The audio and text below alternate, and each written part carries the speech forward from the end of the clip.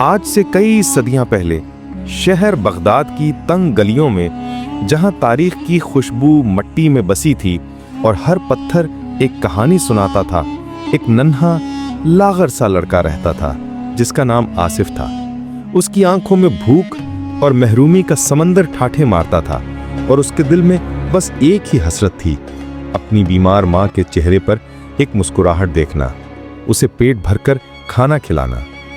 آصف کا گھر ایک خستہ حال جھونپڑا تھا، جہاں غربت نے اپنے خوفناک سائے پھیلا رکھے تھے۔ ہر طلوع آفتاب ایک نئی جنگ کا اعلان ہوتا، ایک جنگ جو اسے اپنی بقا کے لیے لڑنی پڑتی۔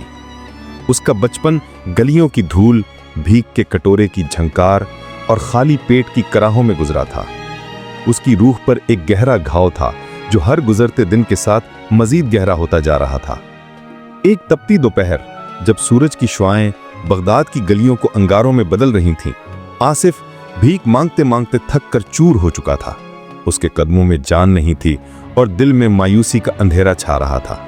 چلتے چلتے وہ شہر کے ایک ایسے پرانے حصے میں آ پہنچا جہاں اس سے پہلے وہ کبھی نہیں آیا تھا۔ وہاں ایک بوسیدہ سی دکان تھی جو برسوں کی گرد اور خاموشی میں لپٹی ہوئی تھی۔ اس کی نظر دکان کے باہر رکھے ایک عجیب و غریب آئینے پر پڑی۔ وہ کوئی عام آئینہ نہیں تھا۔ اس کا فریم پرانی لکڑی سے بنا تھا، جس پر نامعلوم زبان میں کچھ گہرے پراسرار نقوش کندہ تھے۔ آئینے کی سطح پر ایک عجیب سی دھن چھائی ہوئی تھی، جیسے وہ کوئی راز چھپا رہا ہو۔ آصف کو لگا جیسے وہ آئینہ اسے اپنی طرف بلا رہا ہے۔ ہچکچاتے ہوئے، کانپتے قدموں سے وہ دکان کے اندر داخل ہوا۔ ایک بوڑھا سفید داڑھی والا شخص، جس کی آنکھوں میں صدیوں کی دانائی جھلک رہی تھی، دھیمے سے مسکرایا۔ آصف نے کمزور آواز میں پوچھا، بابا، یہ آئینہ کتنے کا ہے؟ بوڑھے نے گہری سانس لی اور بولا، بیٹا، یہ بغداد کا جادوئی آئینہ ہے اور یہ بکتا نہیں، یہ صرف اسے ملتا ہے جو اسے پانے کے لائق ہو۔ یہ آئینہ تمہیں تمہارا سب سے گہرا خواب دکھائے گا، مگر اس خواب تک پہنچنے کا راستہ بھی تمہیں خود ہی تلاش کرنا ہوگا۔ آصف کے دل میں امید کی ایک لہر دوڑ گئی۔ مجھے یہ چاہیے بابا، میں اس کے لیے کچھ بھی کروں گا۔ میری ماں بہت بیمار ہے، میں اس کے لیے ایک اچھی زندگی چاہتا ہوں۔ اس کی آواز میں گہری تڑپ تھی۔ بوڑھے نے آصف کی آنکھوں میں دیکھا، جیسے اس کی روح کی گہرائیوں تک پہنچنے کی کوشش کر رہا ہو۔ کچھ دیر خاموشی کے بعد اس نے کہا، ٹھیک ہے بیٹا، تم اسے لے جاؤ، مگر یاد رکھنا، یہ آئینہ صرف ایک راستہ دکھاتا ہے، چلنا تمہیں خود ہے، اور راستے میں بہت سی آزمائشیں آئیں گی۔ آصف نے خوشی سے وہ آئینہ اٹھایا اور اپنے جھونکڑے کی طرف بھاگا۔ اس کے دل کی دھڑکنیں تیز ہو چکی تھیں، جیسے وہ کوئی خزانہ پا چکا ہو۔ ماں نے حیرت سے پوچھا، آصف، یہ کیا ہے؟ آصف نے کانپتے ہاتھوں سے آئینہ اپنی آنکھوں کے سامنے کیا۔ ایک لمحے کے لیے کچھ نہیں ہوا، پھر اچانک آئینے کی سطح پر ایک چمک نمودار ہوئی اور دھیرے دھیرے ایک منظر ابھرنے لگا۔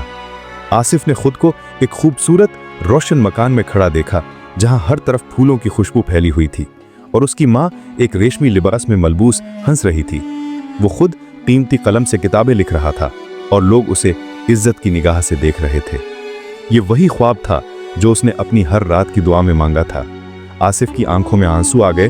ماں، دیکھو، یہ ہمارا خواب ہے، یہ سچ ہو سکتا ہے۔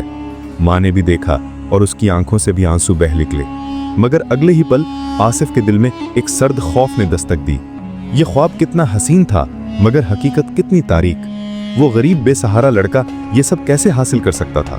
اس نے مایوسی سے آئینہ ایک طرف پھینک دیا اور بستر پر گر پڑا۔ یہ سب جھوٹ ہے ماں، ہم کبھی امیر نہیں بن سکتے، یہ صرف ایک دکھاوا ہے۔ اس کے لہجے میں کڑواہٹ اور مایوسی تھی۔ وہ کئی دن تک آئینے کو ہاتھ نہیں لگاتا، اس کا دل ٹوٹ چکا تھا۔ اسے ڈر تھا کہ یہ حسین خواب اسے مزید اذیت دے گا۔ مگر ایک رات جب ماں کی کھانسی کی آواز نے اس کی نیند توڑ دی اور اس کے نحیف جسم کو بستر پر بلکتے دیکھ کر آصف کی روح کانپ اٹھی، اس نے فیصلہ کیا، نہیں، میں ہار نہیں مانوں گا۔ اگر اس آئینے نے مجھے خواب دکھایا ہے تو یہ مجھے راستہ بھی دکھائے گا۔ اس نے اٹھے اور لرزتے ہاتھوں سے آئینہ اٹھایا۔ اس بار اس نے خود کو غور سے دیکھا۔ اسے اپنی آنکھوں میں وہ چمک نظر آئی جو بچپن میں موجود تھی، وہ ہمت جو غربت کی گرد میں کہیں دب گئی تھی۔ اس نے دیکھا کہ اس کے اندر ایک طاقتور روح پوشیدہ ہے، ایک ایسی روح جو لڑنا جانتی ہے۔ اس نے آئینے کو اپنے دل کے قریب کیا اور قسم کھائی، میں اس خواب کو حقیقت بناؤں گا، اپنی ماں کے لیے۔ उस दिन से आसिफ की जिंदगी बदल गई। हर सुबह वो सूरज निकलने से पहले उठता, वो पहले से ज्यादा मेहनत करता, बाजारों में मजदूरी करता, ईंटें उठाता, भारी बोझ ढोता। लोग उसे पागल कहते कि ये लड़का तो थकता ही नहीं। उसका जिस्म थक जाता, पाँव में छाले पड़ जाते, मगर उसकी रूह में एक नई आग जलने लगी। हर शाम वो जो कुछ कमाता उससे रोटी के साथ किताबें भी खरीदता। दिए की धीमी रोशनी में थके हुए जिस्म के साथ वो रात भर पढ़ता, सीखता। उसे इल्म की प्यास लग गई। कभी कभी वो भूख से बेहाल हो जाता, कभी ठोकरें खाकर गिर जाता, कभी लोग उसे धुतकार देते, मगर वो अपने दिल में आईने का दिखाया हुआ ख्वाब संभाल कर चलता रहा। उसे याद था कि आईने ने उसे एक रास्ता दिखाया था, मेहनत, लगन और ईमान का रास्ता। कई बरस यूं ही गुजर गए। आसिफ की मेहनत, लगन और कुर्बानी रंग लाई। उसने अपनी काबिलियत और इल्म के बलबूते पर बगदाद के मशहूर आलिम के यहाँ शागिर्दी हासिल की। उसने दिन रात एक करके इल्म हासिल किया और अपनी जहानत से सबको हैरान कर दिया। जल्द ही वो खुद एक अजीम आलिम बन गया। उसने अपनी माँ के लिए एक खूबसूरत घर खरीदा जहाँ खुशियाँ रक्स करती थीं। माँ की आंखों में अब सिर्फ सुकून और फख्र था। आसिफ ने कई किताबें लिखीं जो बगदाद के इल्मी दुनिया में इनकलाब ले आईं।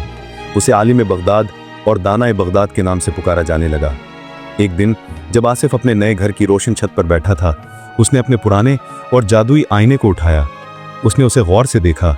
इस बार आईने की सतह पर कोई ख्वाब नहीं उभरा, उसे सिर्फ अपना अक्स नजर आया, एक पुरसुकून, मुतमईन और कामयाब शख्स का अक्स जिसकी आंखों में हिकमत और तशक्कुर की गहराई थी। उसने महसूस किया कि वो जादुई आईना सिर्फ एक शबीह नहीं था, बल्कि एक उम्मीद, एक तरगीब और एक सच्चाई था। ये सच्चाई कि सबसे बड़ा जादू हमारे अंदर होता है, हमारी हिम्मत, हमारी मेहनत और हमारे यकीन में। उसने बूढ़े को याद किया जिसने उसे ये अनमोल तोहफा दिया था, और इस आईने का शुक्रिया अदा किया जिसने उसे सिर्फ ख्वाब नहीं दिखाए बल्कि उन ख्वाबों को हकीकत में बदलने की ताकत का एहसास भी दिलाया।